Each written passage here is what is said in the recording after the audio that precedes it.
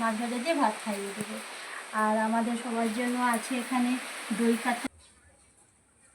Hello friends, welcome to my YouTube channel Banani's vlog. তো বন্ধুরা, আশা করি তোমরা সবাই খুব খুব ভালো আছো, আর আমিও খুব ভালো আছি। তো আমার চ্যানেলে আবার একটা নতুন ভিডিও নিয়ে তোমাদের সামনে চলে এসেছি। এই দেখো, সকাল সকাল মাছ কাটতে বসে গেছি। বাজার থেকে মা চিংড়ি মাছ এনেছে, আর চিংড়ি মাছগুলো সাইজগুলো দেখো কত বড় বড়, কত বড় বড়। আবার এই মাছটা বেঁচেও আছে, জানো তো মাছ, এটা চিংড়ি মাছগুলো সাইজগুলো দেখো কত বড় বড়। আর মা কাতলা মাছও এনেছে, সেটা কেটে এনেছে দোকান থেকে।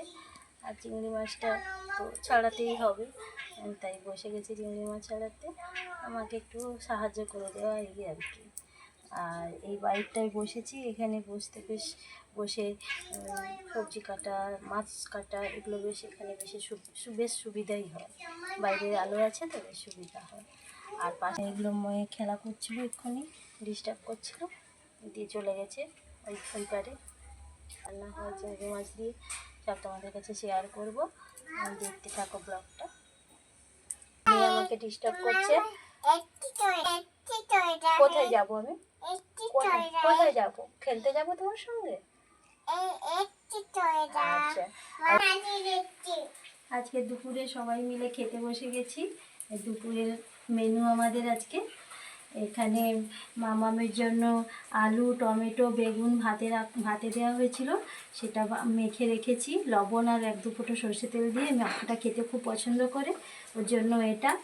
আর ডাল আছে আর মাছ ভাজা আছে, এটা মামামের জন্য, এটা মামাম খাবে। আর এখানে উচ্ছে ভাজা আছে, যদি খেতে চায় খাবে। আর আমাদের জন্য এখানে সকালে মা দই কাতলা এনেছিল, সেটা দিয়ে দই কাতলা হয়েছে।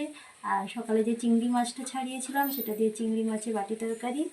আর এখানে চিংড়ি মাছ লেবু দিয়ে টক হয়েছে। আর এটা পালং শাকের তরকারি। আর এখানে মাছ ভাজা আছে, যে যেটা খেতে চায় খাবে, মাছ ভাজা চাইলে খাবে। তো সবাই মিলে একসঙ্গে আমরা খেয়ে নেব এখন। মামামকে আগে একটু খাইয়ে দিই। মামাম এসো, খাবে, এসো, আসো, চলে এসো, এসো মামা।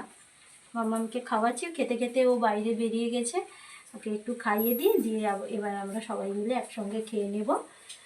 তো এই ছিল আমাদের দুপুরের মেনু। সকালে বলেছিলাম যে চিংড়ি মাছ দিয়ে কী রান্না করব, তো দেখিয়ে দিলাম আমাদের চিংড়ি মাছ দিয়ে বাটি তরকারি। এটা আমার মা রান্না করেছে, মা খুব সুন্দর রান্না করে এই তরকারিটা, বেশ টেস্ট হয়। যখনই এই তরকারিটা রান্না করে খুবই টেস্ট হয়, খেতে ভালো লাগে। তো তাই চিংড়ি মাছের বাটি তরকারিটা হয়েছে। তো আমরা খেয়ে নেবো সবাই মিলে একসঙ্গে বসে। চলে আসো।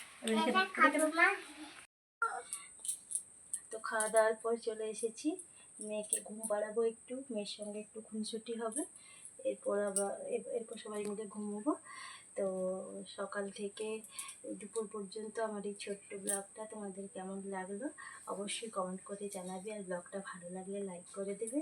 আর আমার এই চ্যানেলটা অবশ্যই সাবস্ক্রাইব করবে, যাতে এইভাবে আমি নতুন নতুন ভিডিও তোমাদের সামনে নিয়ে আসতে পারি।